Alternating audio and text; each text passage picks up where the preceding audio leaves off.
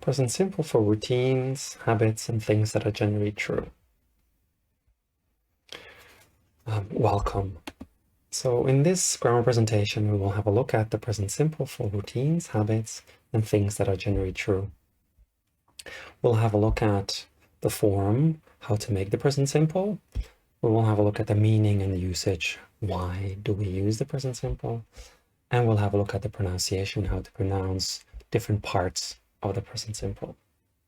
So I would say enjoy, sit back and relax. If you have any questions, you can always type them in the comments below. Present simple for routines, habits, things that are generally true, the form. So first, let's have a look at the positive. I work from Monday to Friday. Do you work at the weekend? This is the question form. And then finally the negative, no, I don't work at the weekend. We'll have a closer look at them now. So the positive form, for example, here, the verb to work, isn't so difficult. So I work, you work, he, she, it works. As you can see here, there's a little exception. You work, we work, and they work. So in basic, I, you, we, they work, which means you have the subject, I, you, we, they, plus infinitive without the to. There are exceptions, as you know, he, she, it, as work plus s. So it's the subject, he, she, it, plus infinitive without the to plus the s. There are also some other exceptions, and we'll have a look at them now. So exceptions plus es for the third person. You have verbs ending in o, s, sh, ch, or x. So for example, he, she, it goes with an e, not without the e. He, she, it kisses. You have to have an e there, not just 3 s's. He, she, it washes.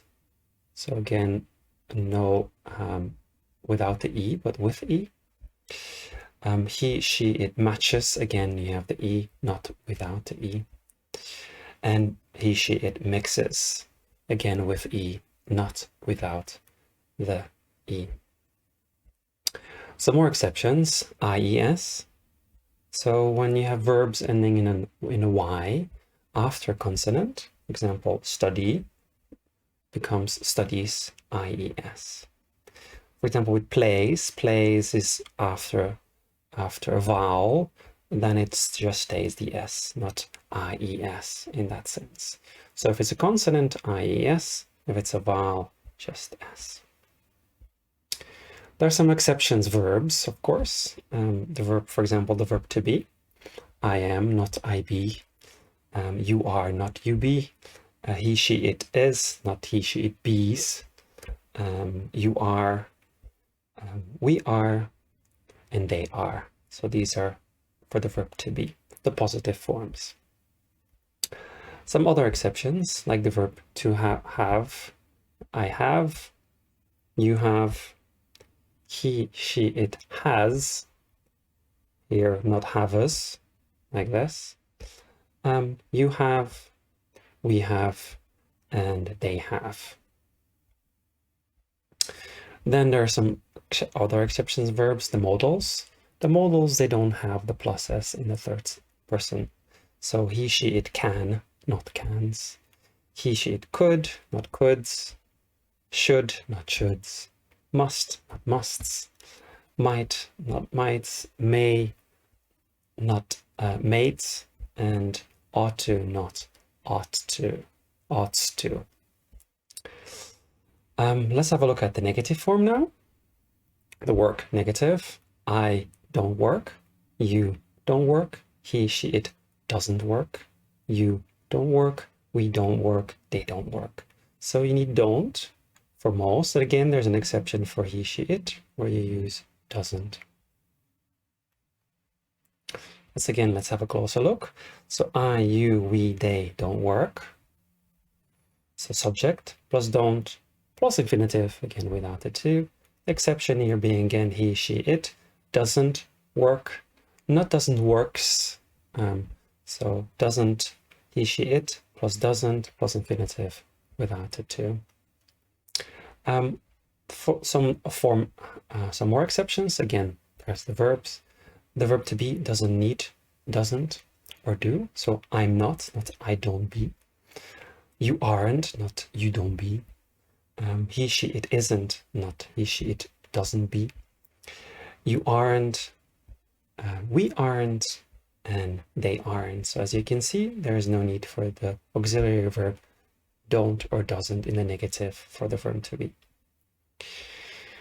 Then have got, not have, but have got, doesn't need, don't, or doesn't neither. So for example, I haven't got, not I don't have got.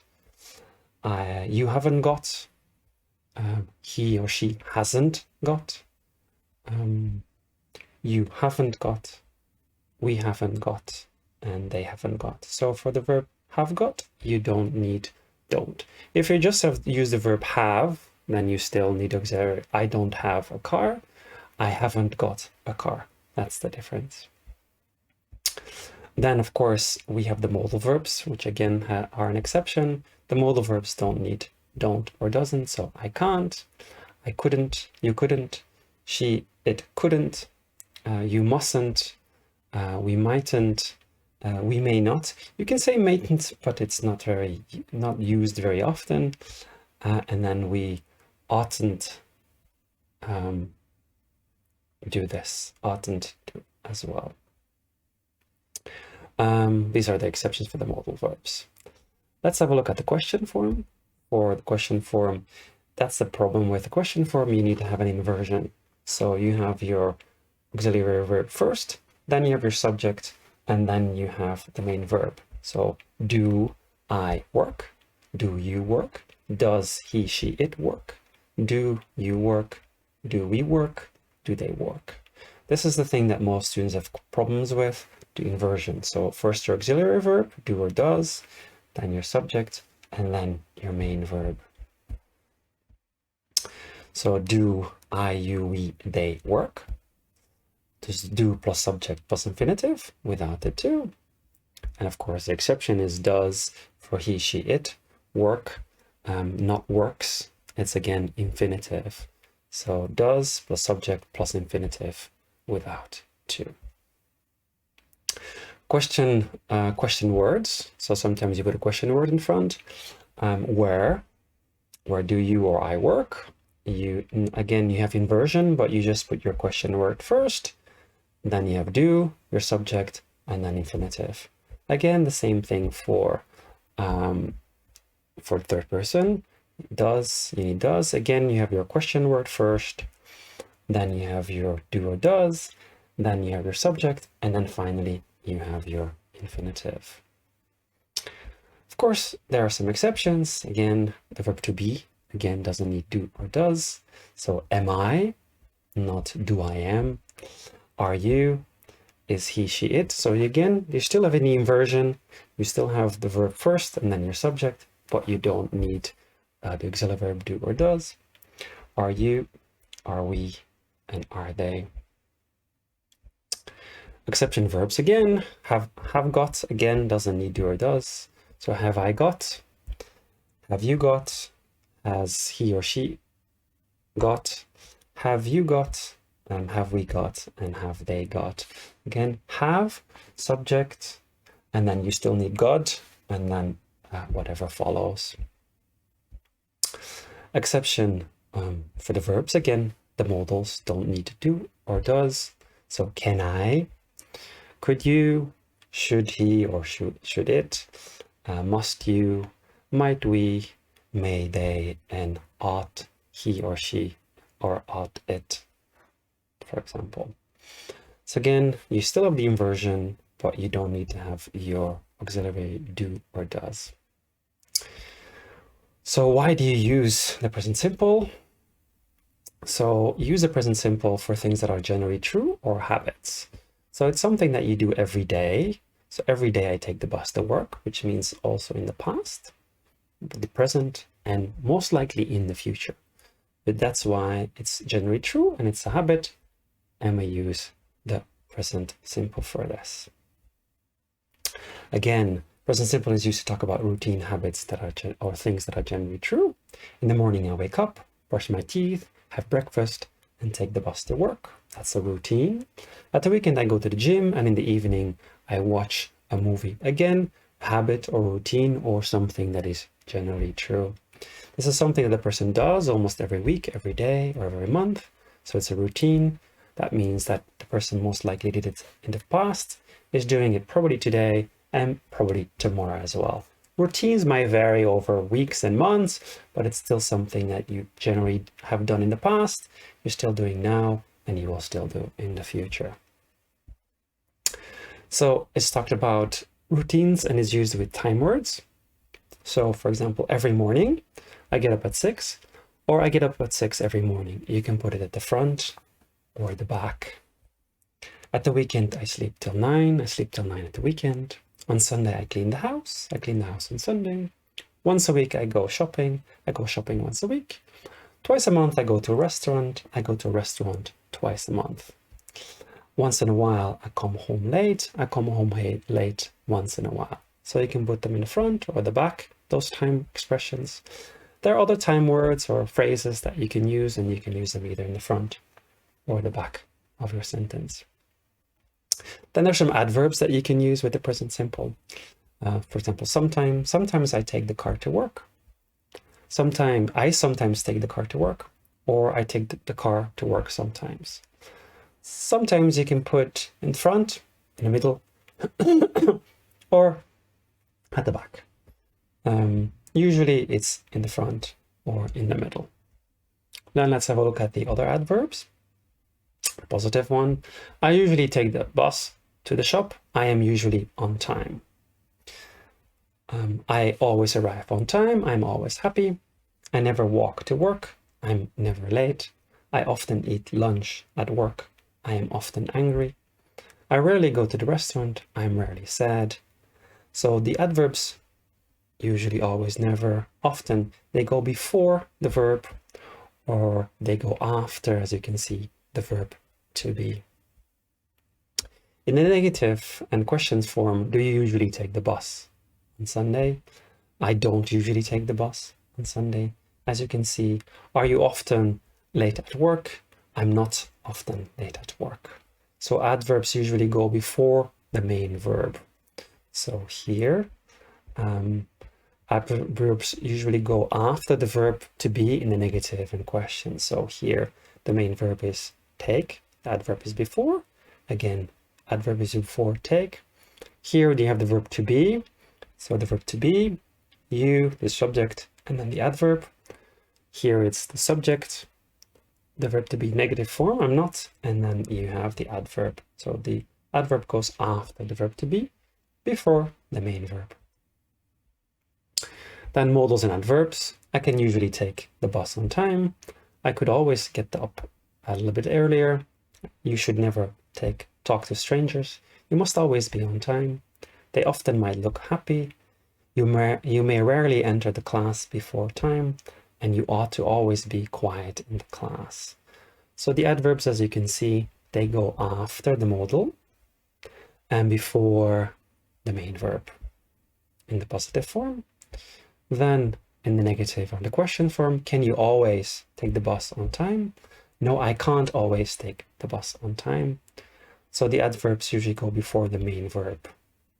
Can you always take? I can't always. Let's have a look at the pronunciation part. Pronunciation part, difficult part is the third person S. Because the S in he, she, it has three different ways of pronunciation. So the S sound, the Z sound, and the US sound. Let's have a look. She works, is that S sound. He writes, S sound. She photographs, is that S sound. He keeps, is that S sound. How do you make this? How do you know when to use the S sound? When the sound before the S is a non-vibrating sound. For example, the K, K doesn't vibrate. T, T, there is no vibration. Photograph, F, again, no vibration, and keep, no vibration. So if there's no vibration, use the non-vibrating sound and use the non-vibrating S sound because s also doesn't vibrate. Now let's have a look at the z sound. So grabs, does, rides, wears, plays. Here, again, the sound before the S is a vibrating sound. So b, b, b, b is vibration. O, vibration. Ride, d, vibration. Wear, vibration. Play, vibration. So if there's a vibrating sound before the S, you use the vibrating Z sound because Z also vibrates. Then let's have a look at the last one, the uz sound. It's a bit more complex, but it's very logical. So kisses, organizes, finishes, teaches, challenges. So when the sound before the S is a S, a Z, a sh, ch, or j sound, you need to use the uz. It's just normal because your voice, it's very difficult for your voice to say kisses or organizes, finishes. You need to have this little sound in between because these sounds are very close to the S sound. And because they're very close to each other, you kind of need to have the little sound in between. Then you have, for the negative form here, use contractions. So normally when speaking and using the present simple, you contract the negative form. I don't work on Sundays, and she doesn't work on Fridays. So instead of saying I do not or she does not, you contract it and they say I don't work and she doesn't work on Fridays. Here the doesn't, the s is a z sound because you have the vibrating sound before. So doesn't, I don't, she doesn't.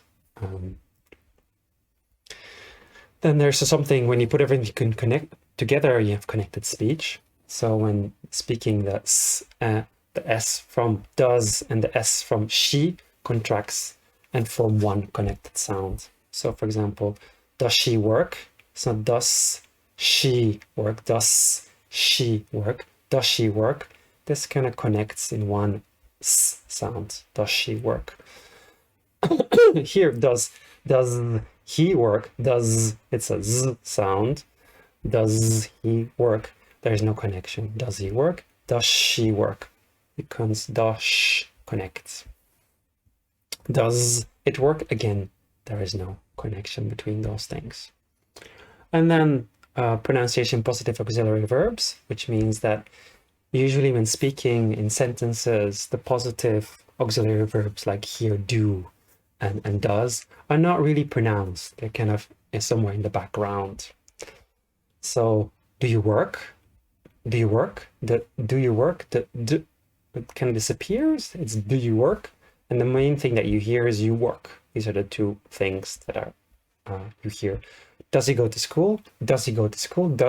You hear the, he go to school. He go to school is what you hear.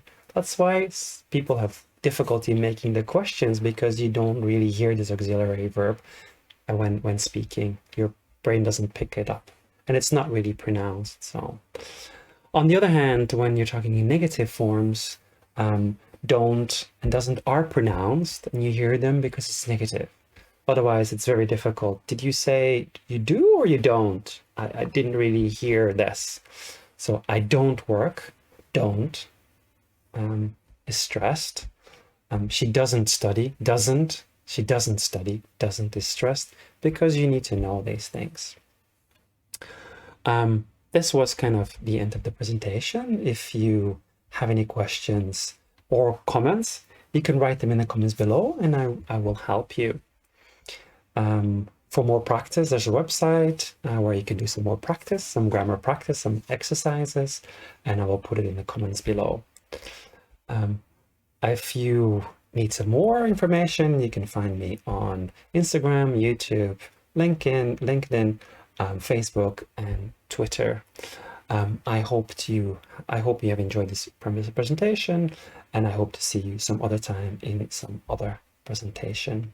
Thank you and goodbye.